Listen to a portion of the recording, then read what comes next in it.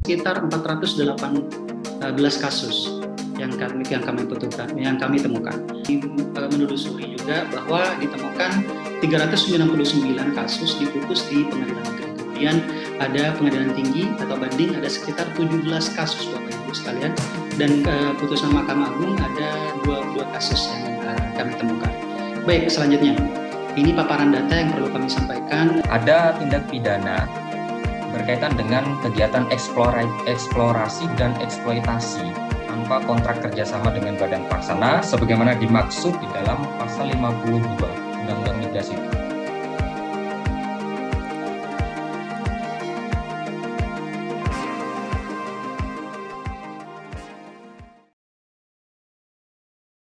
Oleh Pusat Studi Hukum Energi dan Pertambangan. Alhamdulillahirrahmanirrahim, kita diberikan kesehatan sehingga dapat bertemu secara virtual dalam agenda diskusi publik kita dengan tema yang sangat menarik, yakni pemetaan kasus hukum migas dan pertambangan mineral dan batu bara sepanjang tahun 2022. Bapak Ibu dan seluruh rekan-rekan, sebelumnya perkenalkan, saya Holly Muridi Zamzam yang akan bertindak selaku moderator dalam agenda diskusi publik kita kali ini yang bertemakan tema yang sangat menarik, yakni pemetaan kasus hukum migas dan pertambangan mineral dan batu bara sepanjang tahun 2022 berdasarkan data dan telaah kasus hukum migas dan pertambangan mineral dan batu bara sepanjang tahun 2022.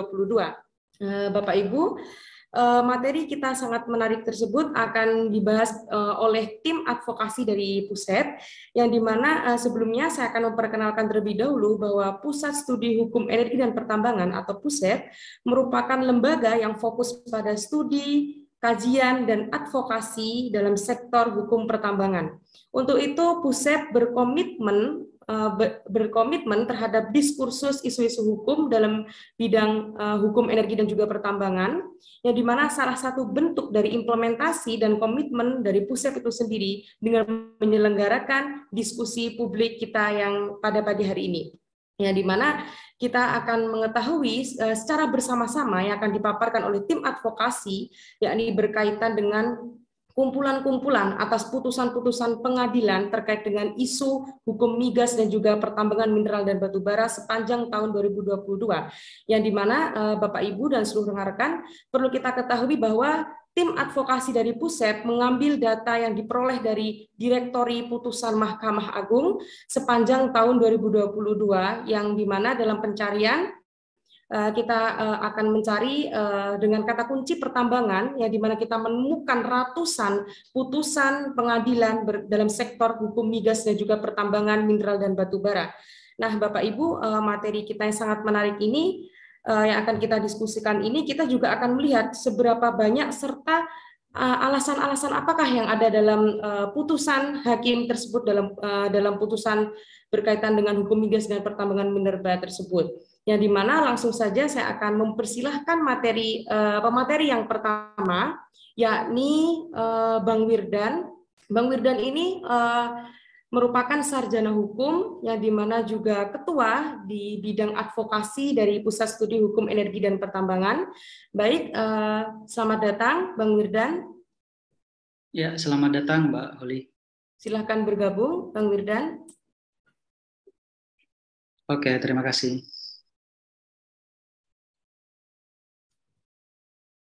Baik, ini sudah dipersilakan atau gimana?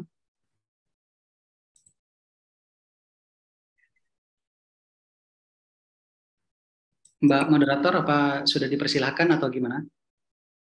Baik, saya persilahkan kepada Bang Wirdan untuk menyampaikan materi kita pada pagi hari ini. Baik, terima kasih moderator atas kesempatannya. Bismillahirrahmanirrahim. Assalamualaikum warahmatullahi wabarakatuh. Alhamdulillah, kita patut bersyukur kehadirat Tuhan Yang Maha Esa karena pada kesempatan pagi hari ini kita bisa berkumpul, bertatap muka walaupun secara virtual. Mudah-mudahan tidak mengurangi rasa keingintahuan kita, rasa haus kita terhadap ilmu, rasa persaudaraan dan juga rasa silaturahim kita untuk selalu mengupdate informasi terkait dengan isu-isu di pertambangan. Nah, kami ucapkan terima kasih kepada Bapak, Ibu, dan rekan-rekan sekalian yang telah bergabung.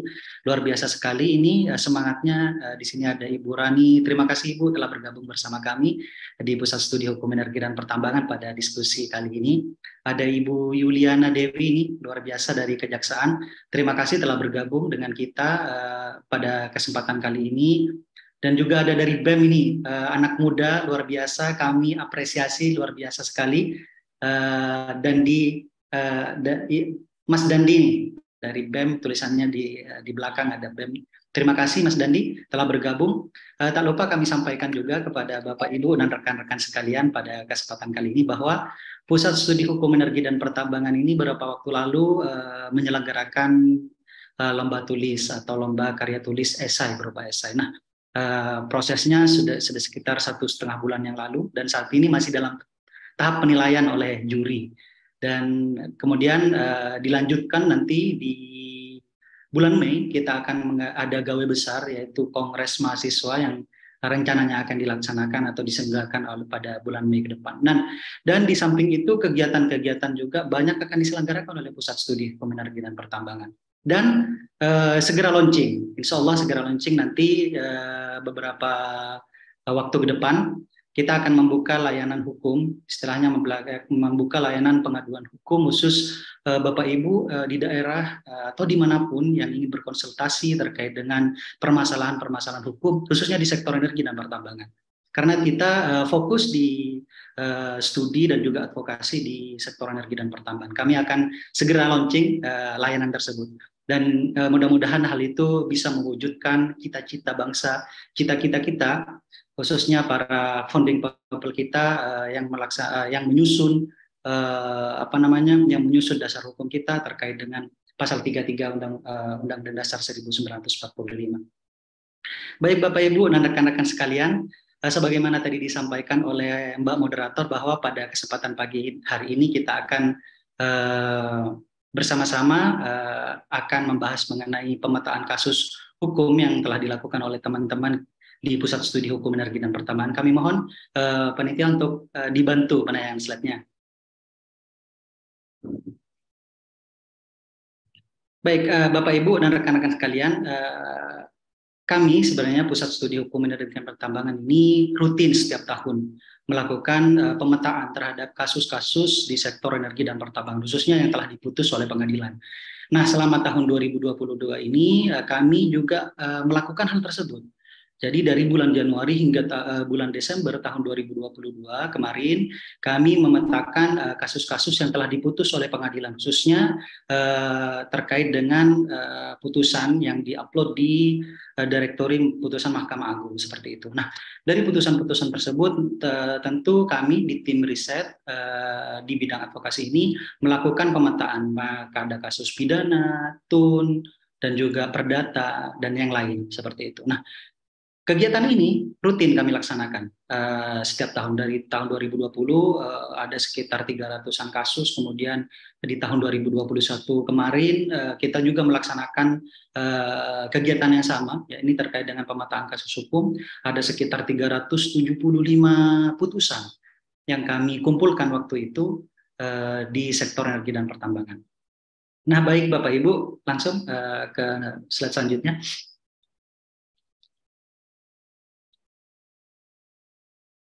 Baik, Bapak Ibu, kalau kita berbicara normatif, kalau kita berbicara sejarah, perlu kita sampaikan bahwa memang berbicara negara kita ini negara yang amat kaya. Bahkan kalau bisa negara kita ini bisa dibilang surganya dunia. Karena memang kekayaan alam yang ada di Indonesia ini luar biasa sekali. Dan salah satu dari kekayaan itu adalah pertambangan minerba dan juga migas.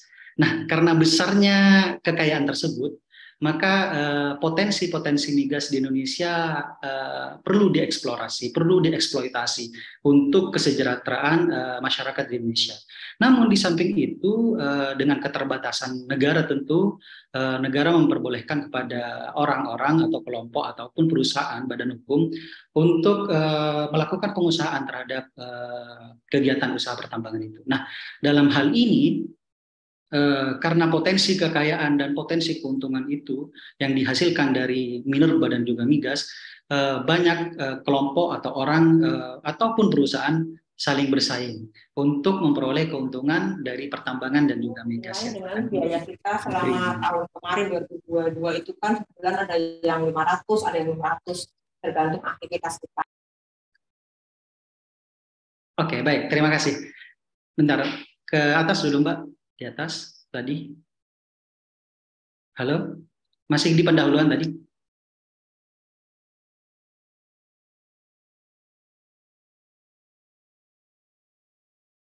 Masih di pendahuluan tadi?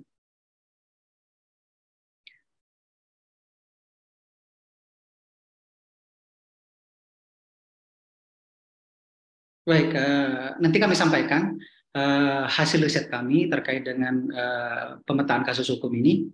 Nah, Bapak, Ibu, dan rekan-rekan sekalian, perlu kami sampaikan bahwa salah satu akibat dari kekayaan alam itu sendiri, maka potensi kasus, potensi masalah juga sangat besar dalam kegiatan usaha pertambangan dan setiap tahunnya. Dan perkara-perkara pertambangan ini kerap kali mengisi direktori putusan Mahkamah Agung yang masuk, direktori putusan Mahkamah Agung yang setiap tahunnya. Nah, untuk itu kami di Pusat Studi Hukum Energi dan Pertambangan rutin setiap tahun melakukan riset dan pemetaan terhadap kasus-kasus pertambangan tersebut selama 1 tahun penuh. Dan dalam tahun kemarin dari data yang kami temukan, next selanjutnya.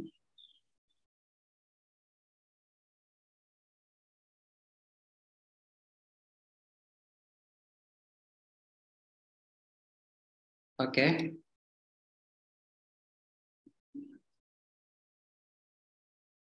Dari data kasus yang kami temukan dengan kata kunci pertambangan di direktori putusan Mahkamah Agung tersebut ditemukan sekitar 418 kasus yang kami temukan.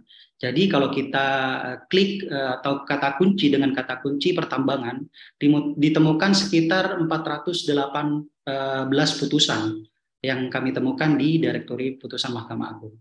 Jadi Bapak Ibu, kami menyampaikan ini terkait dengan data kasus ini bahwa kami melakukan penelusuran di direktori putusan Mahkamah Agung selama tahun 2020 perkara yang diputus dengan kata kunci pertambangan itu sekitar 418 kasus atau 418 putusan yang telah diproduksi. Nah, oleh sebab itu dari 418 putusan ini nanti kami akan paparkan putusan mana saja yang masuk kategori pidana, perdata, PT-UN dan lain semacamnya. Nah, oleh sebab itu Bapak Ibu perlu kami sampaikan juga bahwa karakteristik usaha pertambangan itu, sebagaimana kita ketahui bahwa pertambangan ini di samping memiliki potensi yang amat besar terkait dengan benefit yang dijanjikan dari usaha pertambangan, di samping itu juga memiliki resiko yang tinggi. Modal yang besar, investasi yang besar, bisnis proses yang panjang dan lama. Tentu hal-hal tersebut dapat menimbulkan konflik, kasus, dan lain semacamnya. Oleh karena itu, diperlukan kepastian hukum. Kepastian hukum ini jaminan dari hukum atas kepastian dari yang ditentukan oleh undang-undang. Kalau misalkan dari sisi private, tentu dibutuhkan kontrak yang aman, hubungan hukum yang nyaman, dan juga iklim usaha yang kondusif. Nah, selain itu, Bapak Ibu, konflik sengketa itu bisa dikategorikan ada pihak yang merasa dirugikan, atau kemudian pihak tersebut menyampaikan kepada pihak lainnya, kemudian pihak lainnya tidak menanggapi ataupun tidak memuaskan jawaban atau yang merasa dirugikan, kemudian ada perbedaan pendapat dan pertentangan di sana. Oleh sebab itu, selanjutnya next. Nah, pertanyaannya adalah bagaimana klasifikasi kasus atau perkara migas dan pertambangan di Indonesia selama tahun 2022. Kemudian bagaimana karakteristik jenis perkara pertambangan di Indonesia selama tahun 2022. Dan juga bagaimana putusan hakim dalam perkara pertambangan di Indonesia selama tahun 2022.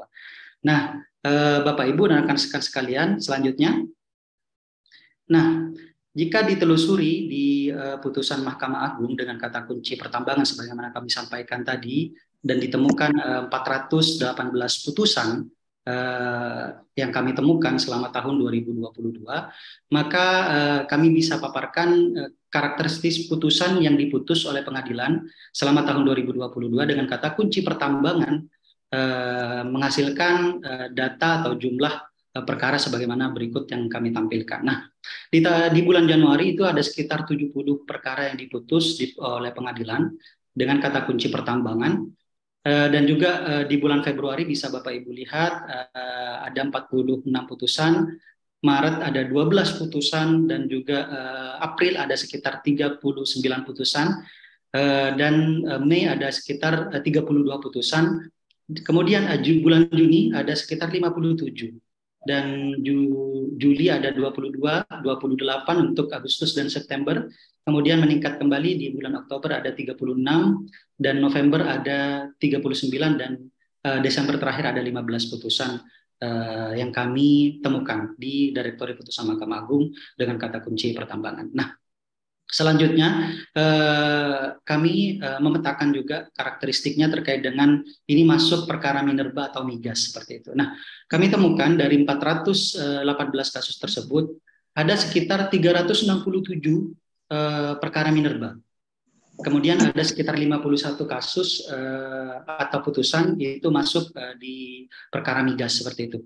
Nah, kata pengkategorian ini untuk kita mengetahui bagaimana karakteristik putusan yang terjadi setiap bulannya, ada berapa putusan, dan kemudian karakteristik putusan terkait dengan masuk subsektor atau sektor mana saja yang terjadi selama 1 tahun. Nah, dari 418 putusan itu kami petakan lagi mana yang masuk subsektor migas, mana yang masuk sektor minerba seperti itu. Nah, kemudian selanjutnya, dari putusan-putusan tersebut kami menelusuri juga bahwa ditemukan 399 kasus diputus di pengadilan negeri. Kemudian ada pengadilan tinggi atau banding ada sekitar 17 kasus Bapak Ibu sekalian, dan putusan Mahkamah Agung ada 22 kasus yang kami temukan. Baik, selanjutnya.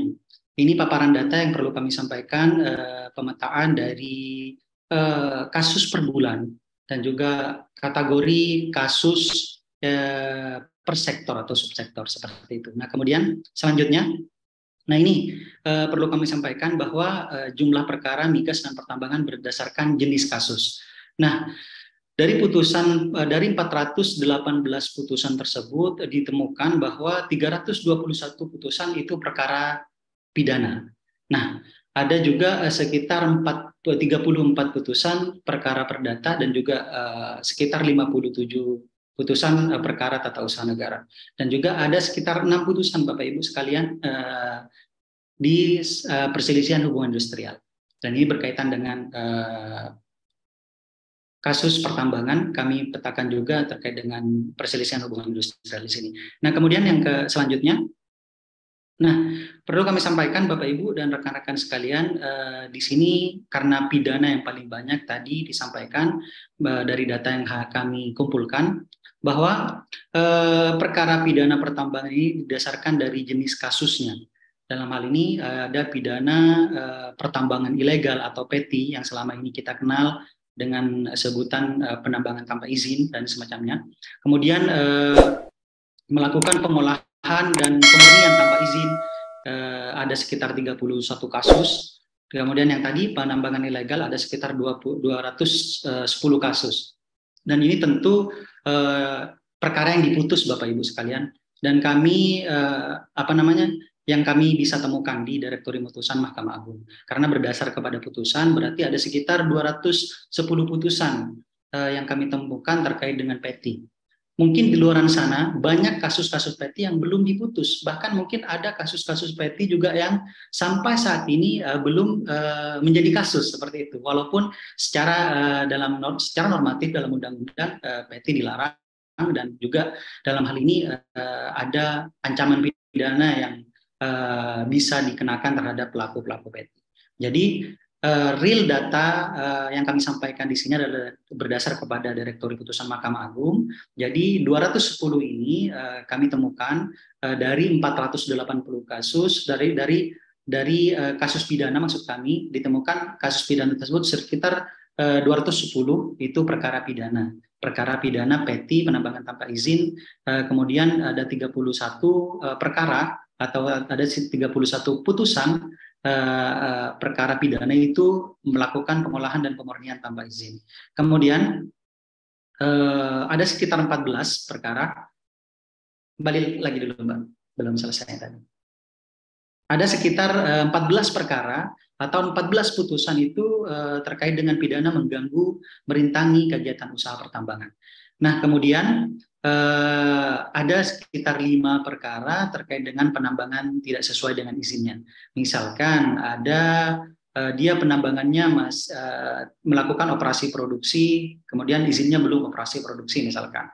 Nah, oleh sebab itu ada sekitar 5 kegiatan usaha penambangan tidak sesuai dengan izin. Seperti itu yang kami temukan di Direktori Putusan Mahkamah Agung.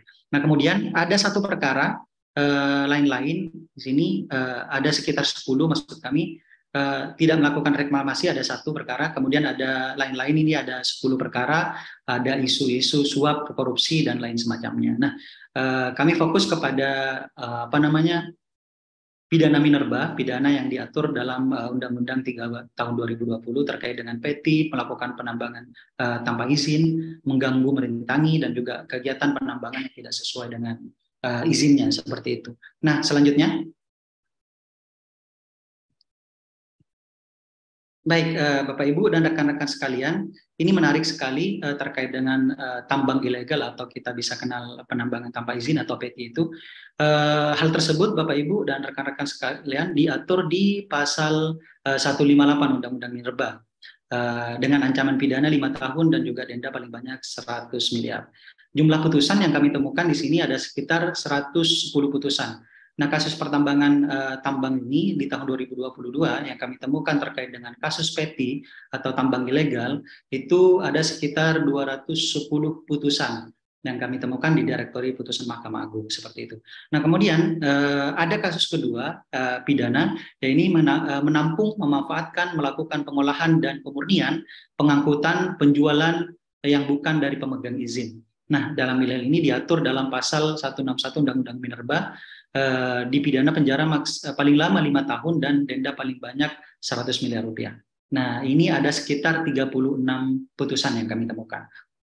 Di samping itu, ada juga ini pidana karena mengganggu, merintangi kegiatan usaha pertambangan.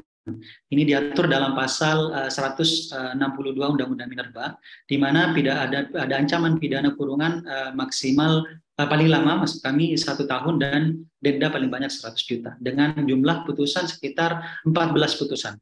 Nah, selanjutnya. Nah, ini selanjutnya pemilik izin tidak melaksanakan reklamasi. Nah, ini diatur dalam pasal 161B Undang-Undang 3 tahun 2020 di mana ada ancaman pidana penjara paling lama 5 tahun serta pidana denda paling banyak 100 miliar rupiah. Dengan jumlah putusan ada 1 putusan seperti itu. Nah, kemudian ada juga kegiatan penambangan tidak sesuai dengan IUP. Jadi sebagaimana kami sampaikan tadi diatur di pasal 160 ayat 2 Undang-Undang Minerba di mana dipenjara paling lama 5 tahun dan denda paling banyak 10 miliar rupiah. Di Undang-Undang Perubahan ada 100 miliar rupiah. Ada jumlahnya ada 5 putusan Bapak Ibu dan lain-lain tadi yang kami sampaikan ada sekitar 10 putusan, ada kasus suap dan korupsi dan lain semacamnya. Nah, selanjutnya, kami juga petakan terkait dengan karakteristik putusan hakim dalam perkara pidana pertambangan di tahun 2020. Dari sekitar tadi disampaikan terkait dengan pidana minerba ada sekitar 210 putusan, di mana pada 210 putusan itu terkait dengan penambangan ilegal, melakukan pengolahan tanpa izin, melakukan pemurnian tanpa izin, mengganggu dan merintangi kegiatan usaha pertambangan, kegiatan penambangan tidak sesuai dengan IUP dan lain semacamnya. Itu kami petakan kembali dalam karakteristik majelis hakim dalam memutus perkara pidana pertambangan di tahun 2022. Jika kami menemukan dari setiap putusan tersebut untuk kategori pidana pertambangan, maksud kami, pidana penjara di bawah 1 tahun itu ada sekitar 213 putusan. Jadi jauh di bawah ancaman yang tertulis dalam Undang-Undang 3 tahun 2020. Dan ditemukan Bapak Ibu sekitar 51 perkara atau 51 putusan itu pidana penjara di atas 1 tahun. Jadi ada sekitar 51 perkara yang kami temukan pidananya di atas 1 tahun. Kemudian yang tidak terbukti ada sekitar 5 putusan atau 5 perkara yang tidak terbukti ataupun lolos dari perkara pidana atau perkara pidana pertambangan maksud kami. Kemudian hanya dikenakan ke sanksi ataupun hukuman denda, ada sekitar 2 putusan. Ada 2 putusan yang dikenakan oleh majelis hakim. Dalam putusannya ada sekitar 2 putusan dikenakan hukuman denda dan tidak terbukti ada 5. Kemudian apa sih yang menyebabkan menyebabkan putusan majelis hakim itu lebih rendah daripada tuntutan yang ada di undang-undang seperti ini? Sepertinya ada kesenjangan antara dasolan dan desen yang seperti mana kita kalau kuliah di S1 ada kesenjangan antara dasolan dan dasen seperti itu. Kenapa kategori putusan, karakteristik putusan majelis hakim dalam perkara-perkara pertambangan di tahun 2022 yang telah kami petakan dalam hal ini terkait dengan karakteristik hukumannya, karakteristik majelis dalam memutus perkara pertambangan di tahun 2022 ini ada pidana penjara paling banyak memang hukumannya di bawah 1 tahun seperti itu, dan hanya sekitar 51 putusan di atas 1 tahun. Kemudian selanjutnya next Mbak Holi. Nah Bapak Ibu, perlu kami sampaikan bahwa dari 271 putusan itu pada umumnya terdakwa dituntut ringan dan dibandingkan dengan ancaman pidananya. Kenapa?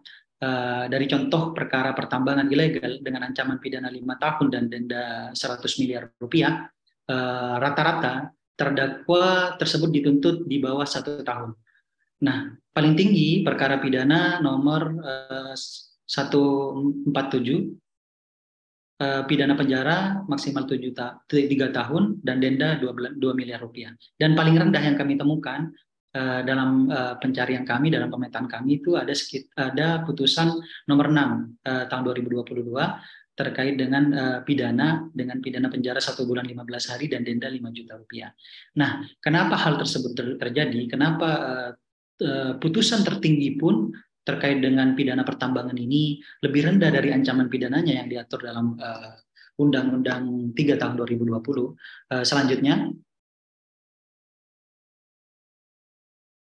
ya dari sini alasannya karena memang ditemukan di putusan-putusan tersebut dilakukan oleh orang, perorangan atau sekelompok orang saja. Kemudian dilakukan juga menggunakan peralatan yang sangat sederhana. Sehingga dan juga tidak berwawasan lingkungan dan tidak memenuhi aspek keselamatan kerja.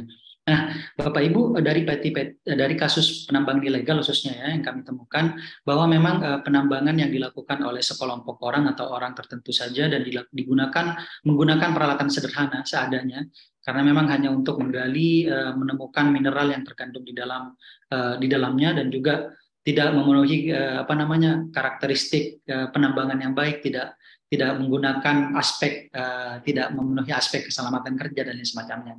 Jadi alasan-alasan tersebutlah yang menyebabkan tuntutan atas pelanggaran atas pidana-pidana pertambangan tersebut lebih rendah dari ancaman yang diatur dalam undang-undang seperti itu.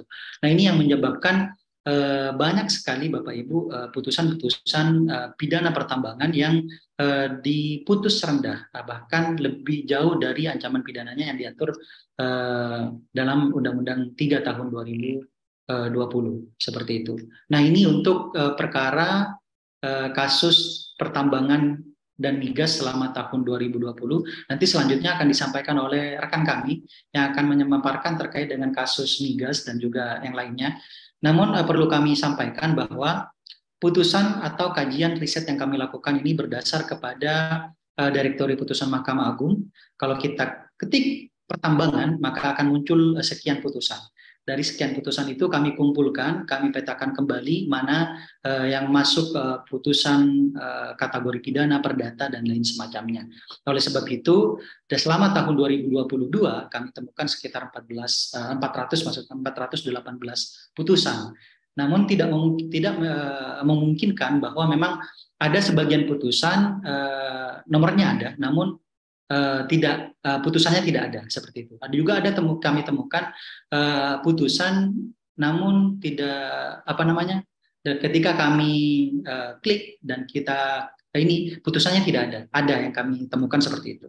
Jadi murni penelitian kami atau riset kami yang kami lakukan di Direktorat Putusan Mahkamah Agung ini berdasar kepada Direktorat Putusan Mahkamah Agung, sehingga putusan perkara-perkara pertambangan yang menurut kami jauh lebih banyak dari yang kami sampaikan di sini. Namun kami kategorikan di sini adalah terkait dengan putusan atau perkara pertambangan yang telah diputus oleh pengadilan selama tahun 2022 yang kami temukan di Direktorat Putusan Mahkamah Agung, yaitu berjumlah sekitar 418 putusan seperti itu. Nah, di kategori pertambangan itu di pertambangan khususnya di sektor pidana kami temukan sekitar 271 putusan, di mana pada kesempatan kali ini sudah kami sampaikan bahwa ada karakteristik putusan yang memang jauh di bawah tuntutan yang harusnya dituntut kepada pelanggar ataupun terpidana yang melakukan tindak pidana pertambangan yang sebagaimana diatur dalam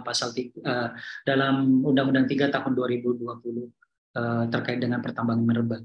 Baik Bapak Ibu, itu yang bisa kami sampaikan terkait dengan karakteristik kasus pertambangan atau karakteristik putusan pertambangan khususnya di sektor minerba, di mana dalam kategori jenis kasus pidana seperti itu.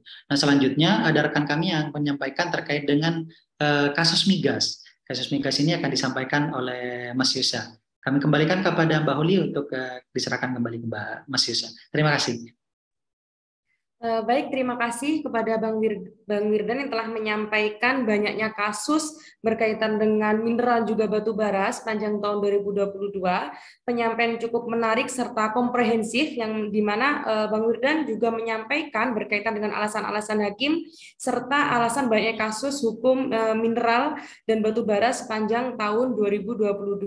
Nah, Bapak Ibu, untuk Bapak Ibu yang sudah ingin mengajukan pertanyaan, harap di-save terlebih dahulu. Nanti di akhir diskusi kita akan membuka izin moderator. Izin moderator. Baik, Bapak Ibu, untuk yang bertanya mungkin bisa nanti. Kita selanjutnya akan melanjutkan diskusi selanjutnya oleh tim advokasi dari Pusat Studi Hukum Energi dan Pertambangan yang akan menyampaikan berkaitan dengan migas atau perkara migas sepanjang tahun 2022 yang dimana akan disampaikan oleh Mas Bayu Yusya. Langsung saja saya persilahkan kepada Mas Yusya untuk menyampaikan materinya. Baik, terima kasih Mbak Moderator. Sebelumnya perkenalkan kembali, nama saya Bayu Yusya Uwais Alforni. Saya salah satu tim advokasi hukum di Pusat Studi Hukum Energi dan Pertambangan di bawah koordinator Bang Wirdan. Saya minta tolong kepada moderator untuk menampilkan kembali slide yang sebelumnya tadi. Jadi Bapak, Ibu, dan rekan-rekan sekalian, pada kesempatan kali ini saya akan memaparkan berkaitan dengan perkara yang telah diputus dari sektor migas, terutama dari sisi perkara pidana, dan kemudian nanti juga akan beberapa saya jelaskan sedikit berkaitan dengan perkara di PT UN atau di Pengadilan Tata Usaha Negara berkaitan dengan minerba itu sendiri. Selanjutnya, moderator. Baik Bapak Ibu, jadi pada sektor minyak dan gas bumi, sebagaimana telah disebutkan dan dijelaskan oleh Bang Wirdan tadi, bahwa ada sekitar 271 putusan berkaitan dengan perkara pidana yang di dalamnya juga ada minerba dan juga migas. Pada sektor migas ini ada beberapa klasifikasi jenis putusan dan berkaitan dengan tindak pidana perkaranya. Ada beberapa perkaranya. Yang pertama adalah berkaitan dengan tindak pidana penyalahgunaan pengangkutan BBM subsidi, yang mana dimaksud di dalam pasal 55 Undang-Undang Nomor 22 Tahun 2021 dengan ancaman pidana penjaranya paling lama adalah 6 tahun dan dendanya itu paling banyak adalah 60 miliar. Kami temukan ada sekitar 31 putusan yang telah diputus oleh pengadilan berkaitan dengan tindak pidana penyalahgunaan pengangkutan BBM bersubsidi tersebut. Kemudian yang berikutnya adalah ada tindak pidana pemalsuan atau memalsukan BBM, yakni sebagaimana dimaksud di dalam pasal 54 Undang-Undang Migas itu sendiri dengan ancaman pidana paling lama adalah 6 tahun dan denda paling banyak adalah 60 miliar. Kami temukan terdapat satu putusan yang telah diputus oleh pengadilan berkaitan dengan tindak pidana pemalsuan BBM ini. Kemudian yang berikutnya ada tindak pidana berkaitan dengan kegiatan eksplorasi dan eksploitasi tanpa kontrak kerjasama dengan badan pelaksana sebagaimana dimaksud di dalam pasal 52 Undang-Undang Migas itu. Nah, di dalam tindak pidana eksplorasi dan eksploitasi tanpa kontrak kerjasama ini itu diancam dengan pidana penjara paling lama adalah 6 tahun dan paling banyak dendanya adalah 60 miliar sebagaimana dimaksud di dalam pasal 52 Undang-Undang Migas. Nah, kami temukan Bapak Ibu ada sekitar 16 putusan yang telah diputus berkaitan dengan tindak pidana ini. Kemudian berikutnya selanjutnya moderator ada tindak pidana pengangkutan tanpa izin BBM. Tindak pidana pengangkutan BBM tanpa izin ini kami temukan ada sekitar satu putusan yang diancam pidana penjaranya paling lama 4 tahun dan denda paling banyak 40 miliar. Kemudian berikutnya ada tindak pidana penyimpanan BBM tanpa izin. Itu kami temukan ada satu putusan dan sisanya adalah satu putusan berkaitan dengan jenis tindak pidana lainnya, yakni berkaitan dengan suap. Nah, Bapak Ibu yang kami hormati sekalian, berkaitan dengan tindak pidana minyak dan gas bumi ini, sebagaimana telah disebutkan oleh pemateri sebelumnya, ada beberapa karakteristik di dalam putusan hakim berkaitan dengan memberlakukan pidana penjara dan juga pidana denda dengan beberapa putusannya. Selanjutnya, moderator. Nah, ada beberapa karakteristik yang kemudian bisa kita lihat di dalam beberapa temuan yang kami lihat. Yang pertama adalah ketika kita melihat beberapa ancaman pidana penjara dengan rata-rata maksimal paling tinggi itu adalah 6 tahun dan paling rendah itu adalah 3 tahun pidana penjara. Dari putusan pidana migas ini kami temukan yang pertama pidana penjara di bawah 1 tahun, yakni yang diputus pidana penjara di bawah 1 tahun itu ada sekitar 38 putusan. Kemudian pidana penjara di atas 1 tahun itu ada sekitar 9 putusan dan pidana penjara lebih dari 2 tahun tapi tidak sampai 3 tahun itu ada sekitar 4 putusan. Kemudian penjatuhan pidana hanya denda dan amar putusan yang menyatakan tidak terbuktinya suatu tindak pidana tersebut kami belum menemukan sama sekali. Artinya apa Bapak Ibu Dewan Juri? Artinya apa? Kami menemukan bahwa dari jumlah masih sebelumnya, moderator, kami menemukan bahwa memang karakteristik putusan hakim di dalam amar putusannya itu dia tidak memberikan penjatuhan pidana maksimal, yakni 6 tahun penjara.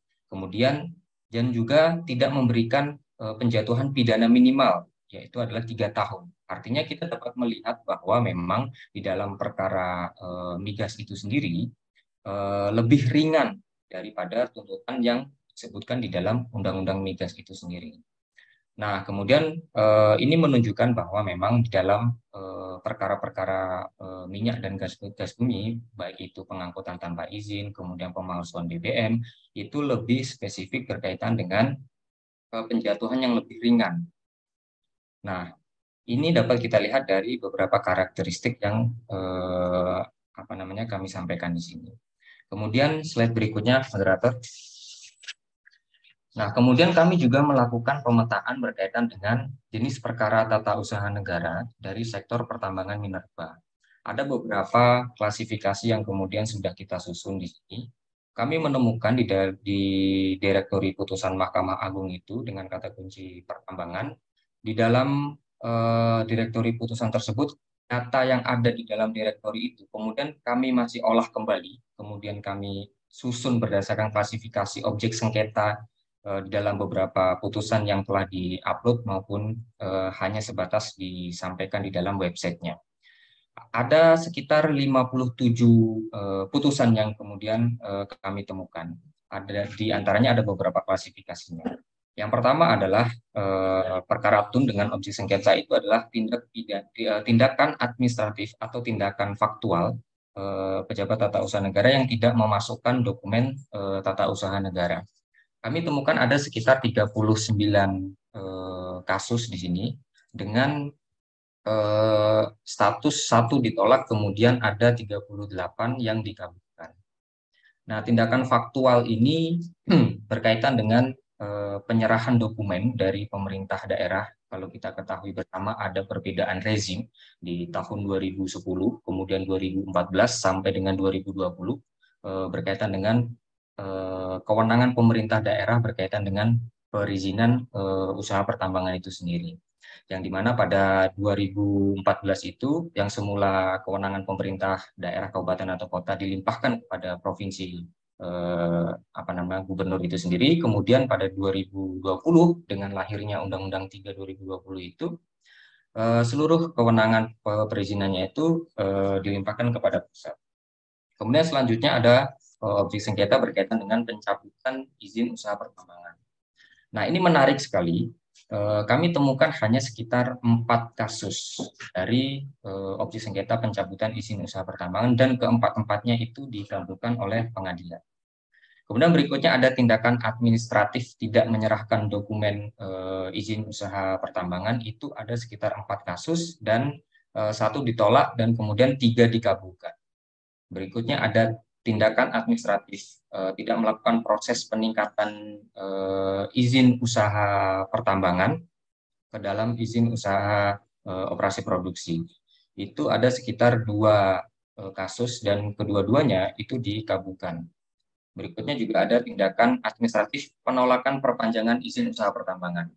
Nah, tindakan penolakan perpanjangan atau permohonan perpanjangan izin usaha pertambangan ini kami temukan ada sekitar 2 kasus dan keduanya itu dikabulkan. Kemudian berikutnya ada tindakan administratif izin usaha pertambangan yang tidak dimasukkan ke dalam sistem MODI. Jadi ketika pelaku usaha itu kemudian melakukan permohonan perizinan berusaha, yakni adalah izin usaha pertambangan, tapi kemudian pejabat tata usaha negara itu tidak memasukkan dokumen izinnya itu dalam daftar izin usaha pertambangan. Nah, itu kami temukan ada sekitar 1 kasus dan itu dikabulkan oleh pengadilan tata usaha negara. Kemudian berikutnya ada tindakan administratif yang tidak menindaklanjuti permohonan perpanjangan izin usaha pertambangan. Nah, ini menarik Bapak Ibu karena tindakan administratif yang tidak menindaklanjuti itu di dalam pertimbangan hakimnya kami temukan itu berlandaskan kepada pasal 34 ayat 2 di dalam peraturan pemerintah nomor 23 di tahun 2010 tentang pelaksanaan kegiatan usaha pertambangan minerba, yang mana kegiatan tindak lanjut itu kewenangannya diberikan kepada pemerintah gubernur, dalam hal ini adalah provinsi, yang kemudian tidak menjamin tindak lanjut permohonan perpanjangan izin usaha pertambangan ini oleh pelaku usaha. Kemudian yang berikutnya adalah tindakan administratif tidak menerbitkan izin usaha pertambangan eksplorasi menjadi izin usaha operasi produksi. Artinya pemerintah atau pejabat tata usaha negara itu tidak melakukan atau tidak menerbitkan permohonan peningkatan izin usaha pertambangan yang semula izin usaha pertambangan eksplorasi kemudian menjadi izin usaha pertambangan operasi produksi. Kami temukan ada sekitar 2 kasus dan kedua-duanya juga dikabulkan. Kemudian yang terakhir ada tindakan administratif terkait dengan persetujuan RKAB. Kami temukan ada sekitar 1 kasus dan 1 kasus tersebut dikabulkan gugatannya. Kemudian berikutnya, moderator.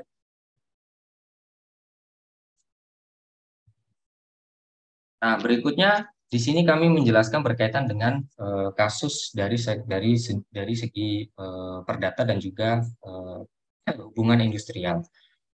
Kami menemukan di tahun 2022 itu dalam konteks perdata ada sekitar 34 perkara, di mana 3 diantaranya itu adalah putusan banding berkaitan dengan sektor minerba itu sendiri. Nah, ada klasifikasi di dalam jenis perkara perdata. Yang pertama itu berkaitan dengan perkara wan prestasi dan juga berkaitan dengan perbuatan melawan hukum. Untuk perbuatan melawan hukum, kami temukan sebanyak 19 perkara, dan untuk wan prestasi itu kami temukan sebanyak 15 perkara. Salah satu contoh perbuatan melawan hukum dalam perkara perdata itu adalah adanya kegiatan pertambangan yang kemudian mengakibatkan dampak terhadap masyarakat, yakni dalam kegiatan blasting atau peledakan dalam konteks di lahan pertambangan itu sendiri. Kemudian berkaitan dengan wan prestasi itu berkaitan dengan perjanjian antar pelaku usaha pertambangan, baik itu dari pelaku usaha pengangkutan, kemudian atau pelaku usaha eksplorasi itu sendiri. Kemudian berkaitan dengan perkara hubungan industrial, itu kami temukan terdapat 6 perkara hubungan industrial dan 3 diantaranya adalah kasus penyelesaian hubungan industrial dari PT Freeport Indonesia dengan karyawannya terkait dengan K3. Nah, dari beberapa perkara hubungan industrial itu kami menemukan setidaknya ada 5 yang kemudian dikabulkan dan 1 itu ditolak. Jadi dari sekitar 418 putusan yang kemudian kita olah dari direktori putusan Mahkamah Agung itu, kami mengklasifikasikan secara spesifik kembali ke dalam beberapa klasifikasi perkara, baik itu pidana, kemudian perdata, kemudian tata usaha negara, dan juga hubungan industrial. Dari klasifikasi itu kami memilah kembali, kemudian kami olah berdasarkan dengan karakteristik dari kenapa ada beberapa perkara yang sama tapi kemudian hukumannya itu berbeda. Nah, dari beberapa perkara yang kami temukan itu, ya dari sektor pidana migas tadi, memang rata-rata ancaman atau pemberlakuan amar putusan hakim itu tidak memberlakukan pidana maksimal 6 tahun. Nah, itu menunjukkan bahwa memang pidana migas itu merupakan pidana yang masih belum dilaksanakan secara optimal, khususnya penegakan hukum secara normatif itu. Mungkin itu Bapak, Ibu, dan rekan-rekan sekalian yang dapat kami sampaikan. Selebihnya nanti kita bisa lanjutkan dengan diskusi lebih mendalam berkaitan dengan isu-isu sektor minerba dan migas, baik dari sisi pidana, minerba, maupun tata usaha negara. Mungkin itu moderator, saya serahkan kembali kepada moderator. Baik, terima kasih kepada Mas Yushan telah menyampaikan berkaitan dengan kasus migas sepanjang tahun 2022. Nah, Bapak Ibu, untuk selanjutnya, bagi Bapak Ibu yang ingin mengajukan pertanyaan, silahkan saya persilahkan kepada Bapak Ibu yang ingin mengajukan pertanyaan baik secara langsung maupun melalui room chat.